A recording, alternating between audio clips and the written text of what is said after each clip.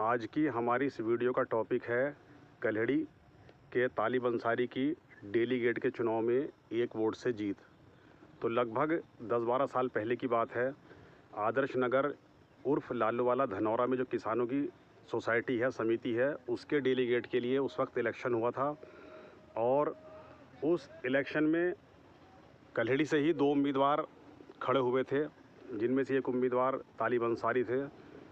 तो तालिब अंसारी ने जब अपना पर्चा भरा था, उस वक्त तालिब अंसारी के पास बहुत ज़्यादा वोट नहीं थे। ऐसा माना जा रहा था कि तालिब अंसारी की हार जो है वो लगभग पक्की है, क्योंकि जो दूसरे उम्मीदवार थे उनके बिरादरी के हिसाब से भी और उनकी जो अपनी एक पकड़ थी उसके हिसाब से भी उनके पास वोट ज़्यादा थे।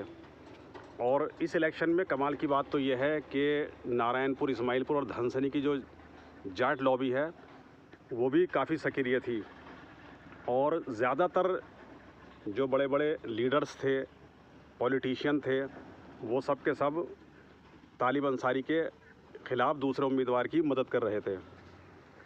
तो जब इलेक्शन हुआ और उसका नतीजा आया तो लोग हैरत में पड़ गए। उसमें तालिब अंसारी की 1 वोट से जीत हुई थी।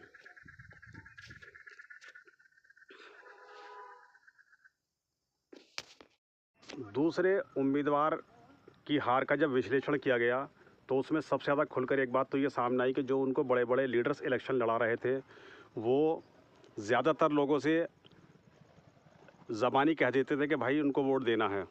मतलब उन्होंने गहराई के साथ इलेक्शन को नहीं लड़ाया, यानी उनका सारा का सारा इलेक्शन हवा हवाई था।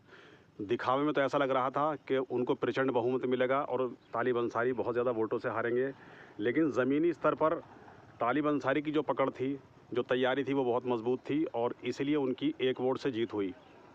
तो ये इलेक्शन अपने आप में बहुत यादगार रहा, इसकी काफ़ी चर्चा हुई थी।